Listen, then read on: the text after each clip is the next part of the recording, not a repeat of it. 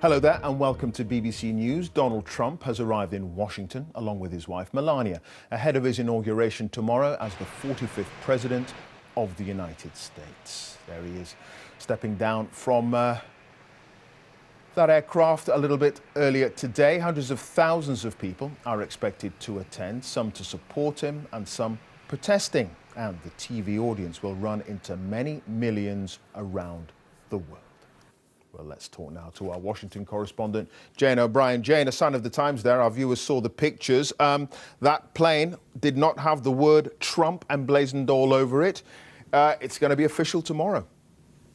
It will be. The clock is ticking. Fewer than 24 hours to go and Donald Trump will become President of the United States. He's actually on his way right now to Arlington Cemetery, the National Cemetery there, to lay a wreath.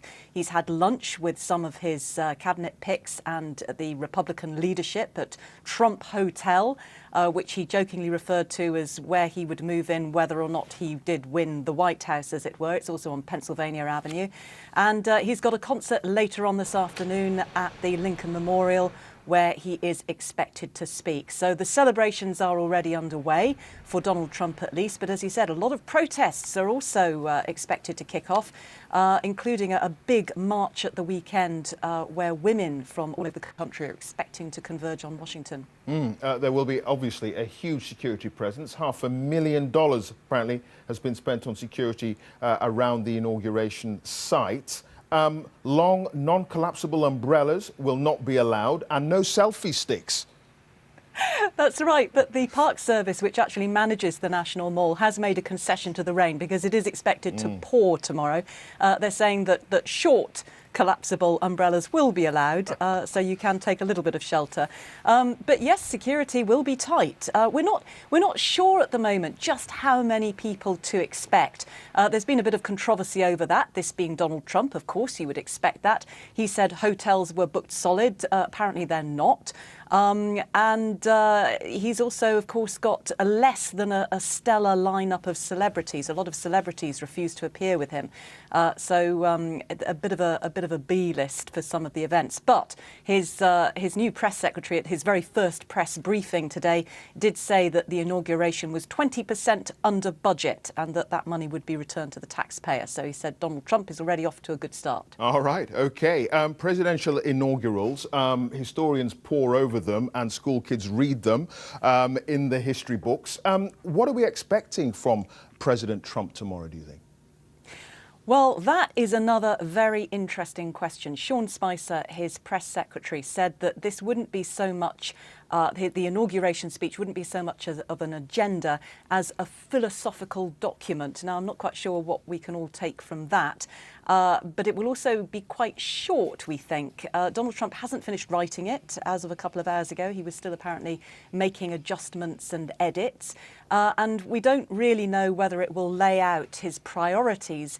According to Mr. Spicer, it's really about what it means to be an American, what it means to be a member of Congress and what it means to be a citizen at this point in time. And of course, this is all very important because the country, according to the very latest polls, is more divided than ever. 86% think that Donald Trump is taking office over a deeply divided nation. OK. Thank you very much indeed for that over in the United States. And I should say that, of course, stay with us on BBC News tomorrow because you will be able to see that inauguration ceremony live. So stay with us for that. Now, the former Northern Ireland Deputy First Minister Martin McGuinness has announced he is to retire from frontline politics and will not seek re-election to the Stormont Assembly in March. He says he'd been planning to stand down in May on the 10th anniversary of devolved government and power sharing. But he says that plan was overtaken by his health problems and the political crisis at Stormont. Our chief correspondent Gavin Hewitt has the story. Martin McGuinness is one of the most controversial leaders in British and Irish politics. He's been a central figure in both Northern Ireland's pain and its peace. Now he's standing down due to illness. I have to be very honest with myself. The question I ask myself is, are you capable? Are you physically capable of fighting this election with the intensity that elections need to be fought? And the honest answer is that I'm not physically capable. His background lay in the civil rights riots in Londonderry, but Martin McGuinness chose violent resistance. By the age of 21, he was second in command of the IRA in Derry, talking about the bombing campaign. Can you say whether the bombing is likely to stop in the near future in response to any public demand? Well, we will always take into consideration the feelings of the people of Derry, and these feelings will be passed on to our GHQ in Dublin, you know. He served 2 prison sentences in the Irish Republic. He was also convicted of IRA membership.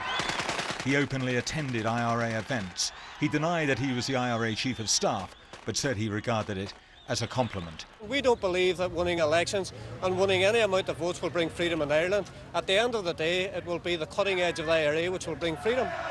Today he was asked whether he had any regrets about his days in the IRA. Well, I think people have to consider the circumstances that existed in this city when I did join the IRA. We had a city where people were being murdered by the RUC, where they were being murdered wholesale as they were on Bloody Sunday by the parachute regiment, and the fact that many young people like myself, supported by many thousands of people in the city, I'm not saying they were the majority, decided to fight back. I don't regret any of that. But he was one of the IRA leaders who recognised that continued violence would not bring further political gains. In 1994 there was a ceasefire. It laid the foundation for peace talks. Sinn Féin nominated him as its chief negotiator, leading to the Good Friday Agreement and eventually power sharing. Bitter foes sat alongside each other in a new assembly. My journey's been a long journey. I've been over 25 years working on building the peace. Martin McGuinness's departure from politics comes at a sensitive time for Northern Ireland. Its power-sharing assembly has collapsed, and Brexit poses difficult questions about the future of the border with Ireland. As Deputy First Minister, many people struggle to forgive a man who had played such a key role in a violent campaign, but he earned grudging respect for his commitment to peace, and the gunman who turned politician had the authority to make compromises. Gavin Hewitt, BBC News, Belfast. Well, our Northern Ireland political editor is Mark Davenport. Mark, Martin McGuinness had been ill for some time. Any surprise then that he's stepping down? Not particularly. I think it was probably predictable from the time that he appeared and resigned as Deputy First Minister and appeared very weak on that particular day about 10 days ago. There's been a lot of speculation that he wouldn't be able to fight this election campaign, but it nevertheless has the feel of an end of an era. Whilst he didn't use the word retirement, he said that maybe if he conquers this illness, he could perform some kind of ambassadorial role. There was that sense that he is really stepping back from the front line, and his family were there in the background supporting him when I was talking to him this afternoon here in Derry. And how much of a loss is this for Sinn Féin? There's no doubt that they will miss Martin McGuinness, and he says this is part of a process of transition which looks like it will also see Gerry Adams at some point yet to be announced stepping down. So their new generation of politicians aren't as well known, certainly across the world, as either Martin McGuinness or Gerry Adams. They've yet to be tested, and they will be tested soon in handling the difficulties that we now have because we've had the breakdown of the power sharing system here in Northern Ireland over a renewable heating scandal. The one hope I suppose everyone will have is that they won't be tested in the tough times which Martin McGuinness lived through. Indeed. OK, Mark, thanks for that. Mark Davenport there in Londonderry. Now, Theresa May says she's confident Britain's financial services sector will continue to prosper after Brexit. It's a view echoed by the head of Barclays, who says he expects the City of London to remain the financial centre of Europe, despite a number of other banks and financial institutions suggesting they'll move thousands of jobs to the continent. Mrs May has been talking to business leaders in Davos and to our economics editor, Kamal Ahmed. Wrapped up warm, whisked from meetings with bankers to meetings with millionaire technology entrepreneurs, it's frankly hard to come to Davos and not look like a member of the global elite. But although the Prime Minister was here to insist that Britain was open for business, she was also here with a warning. Talk of greater globalisation can make people fearful. For many, it means their jobs being outsourced and wages undercut. It means having to sit back as they watch their communities change around them. And in their minds, it means watching as those who prosper seem to play by a different set of rules. Theresa May came to the World Economic Forum, Davos, not so much to celebrate business as to warn it. Yes, she backs globalization, she backs free trade, she backs a deal with the European Union. But she had another message for this rather privileged audience. Do more to make globalization work for everyone, and if you don't, she will be quite willing to intervene to ensure businesses change their behaviour. It was sunny here today, yes, but the Prime Minister's visit to Davos was overshadowed as a number of international banks, including Goldman Sachs and JP Morgan, said they were reducing investment or planning to cut jobs as Britain planned for Brexit. But the city is a big place with different voices. For Barclays, London is still in the lead. I think the UK will continue to be the financial lungs for Europe. We may have to move certain activities, we may have to change the legal structure that we use to operate in Europe, but I think it's going to be at the margin and will be manageable. I caught up with the Prime Minister later. What have the banks said to you about why they are moving jobs? I've had a very good positive discussion with banks about the benefits of the City of London, about what it is that has brought them to the City of London and how we can continue to build on that for the future.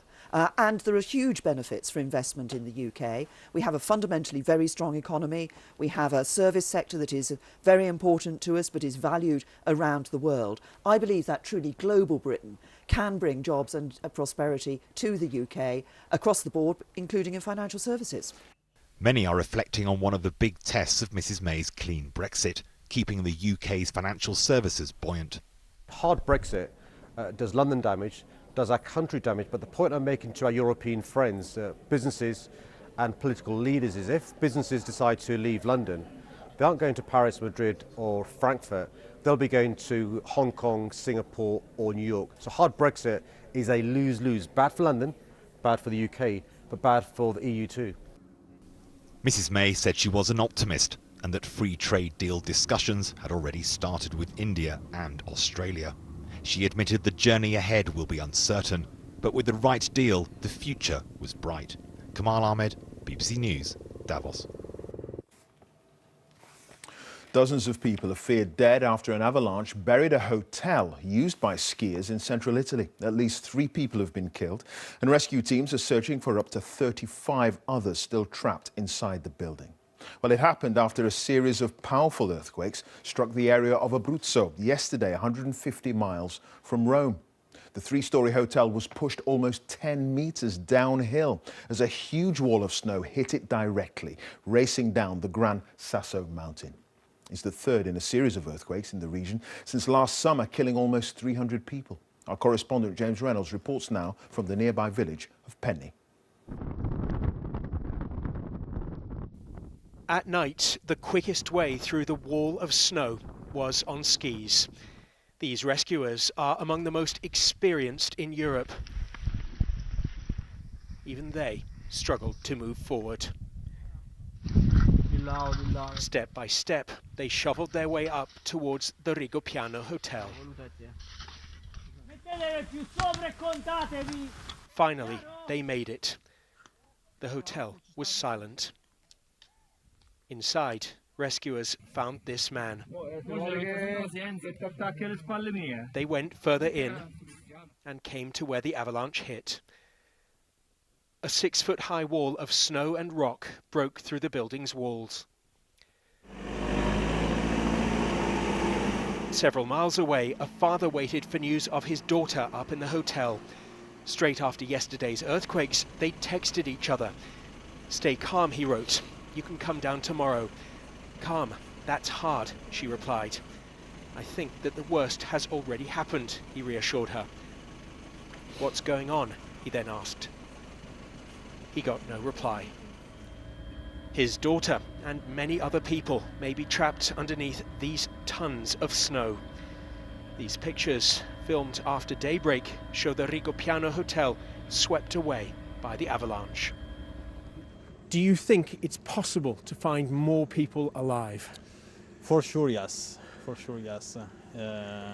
In the past, we found people after 3 days or something like this.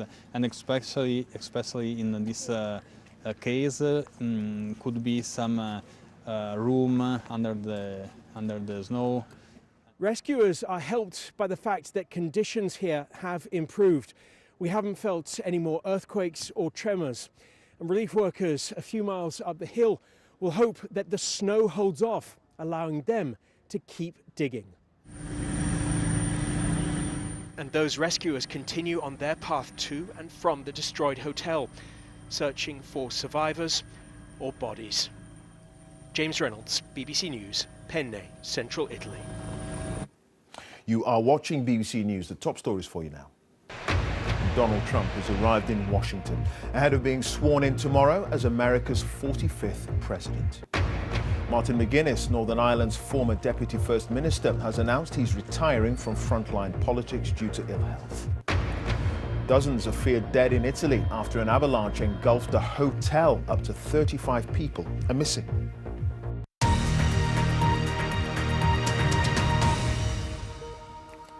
Now, the Foreign Office has confirmed that 6 Britons have died after a road accident in Saudi Arabia. Several more British nationals were injured. The victims are all thought to have been on pilgrimage when their minibus crashed while travelling between Mecca and Medina. Judith Moritz has more. We understand now that this family travelled on a journey they'd booked through the tour operator behind me, Haji Tours, who've told us that all 12 of the people on the minibus were part of the same extended family, some from Scotland, some from here in Manchester, with age ranging from pensioners down to a small baby just a couple of months old. Now that baby was Adam Anis, 2 months old. We're told that he died in the crash along with his grandparents, who are Khurshid and Noshina Ahmed from Manchester, another relative, Rabia Ahmed from Manchester as well.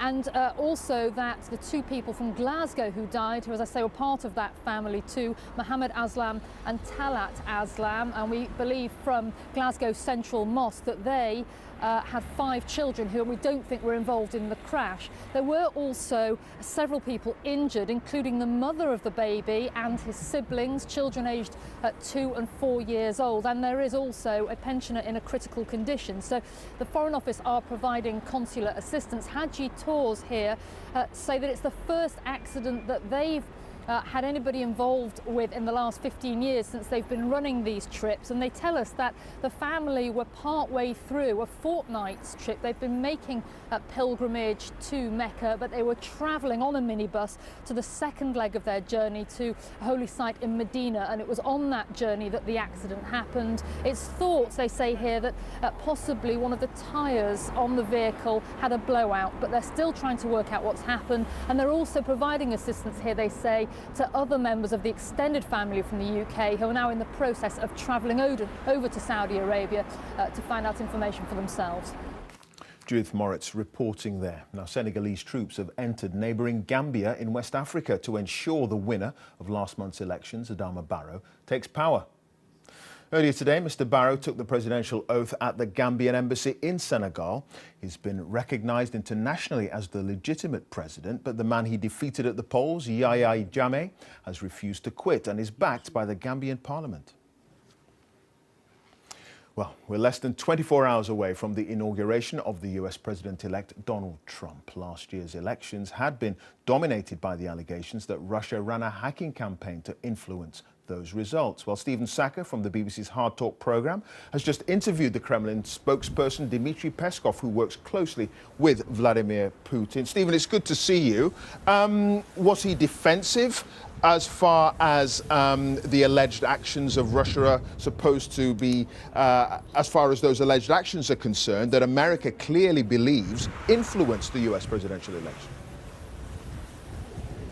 Hello, Clive. Well, I wouldn't say he was defensive so much as combative, and that really is Dmitry Peskov's style. As you say, he is spokesman for the Russian president. He's also one of Vladimir Putin's most trusted advisors, and he really is the spin doctor and the message manager for the Kremlin. He's been under enormous pressure in recent days because, as you say, all of these allegations of hacking, of dirty tricks, allegations too of a honey trap being laid for Donald Trump. All of this stuff has in a sense been laid at the door of the chief spin doctor, Dmitry Peskov. So when I saw him just a couple of hours ago in the Kremlin, in his office very close to the Kremlin, I said to him, you know, how do you respond to these allegations which come from the very top of the US intelligence agencies?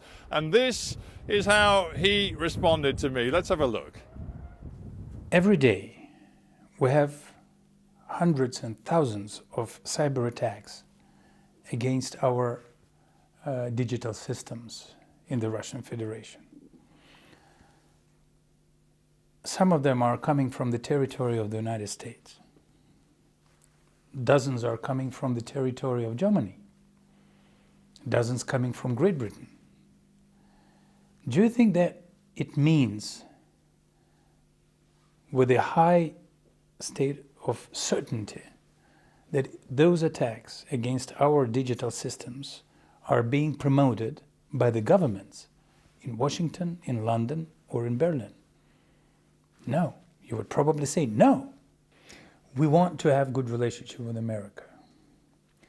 We believe that we cannot solve lots of problems in this world and in our region that are endangering our country without cooperation with the Americans. That's why we desperately need good relationship with Washington. But it takes two to tango.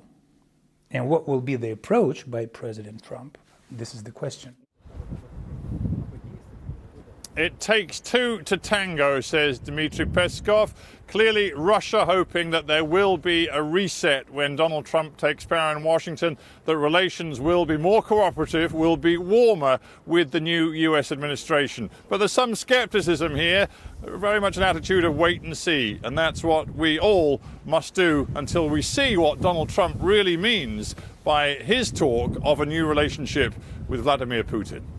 Clive, back to you. Stephen, many thanks for that. Stephen Saka there in Moscow. Now, it's nicknamed the Everest of the Seas, a grueling solo round-the-world yacht race, which after 74 days finished today. British sailor Alex Thompson looks set to come second in the prestigious Vendée Globe race. After 10 unpredictable weeks in the world's most inhospitable seas, a Frenchman celebrating victory was a well-told story.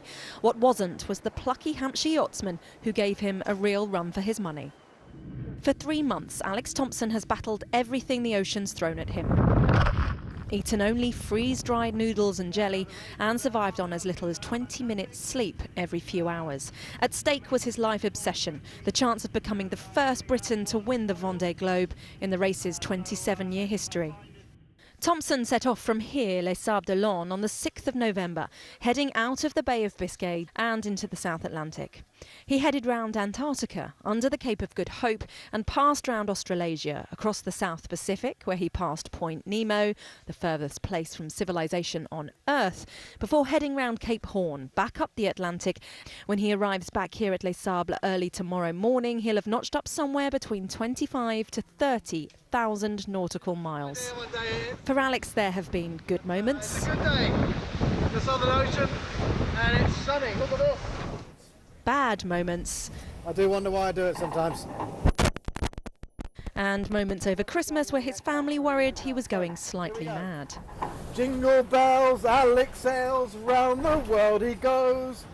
His wife is simply desperate to get him home. I can't wait. I'm so excited about seeing him.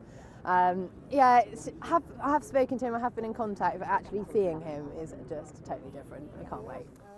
Just 2 weeks into the race, his boat got so badly damaged it hugely affected his speed, yet he still smashed the world record for the greatest distance sailed solo in 24 hours. Amazing race there. Of course, the big event tomorrow is the inauguration of Donald Trump. Stay with us here on BBC News with that live. You're watching BBC News.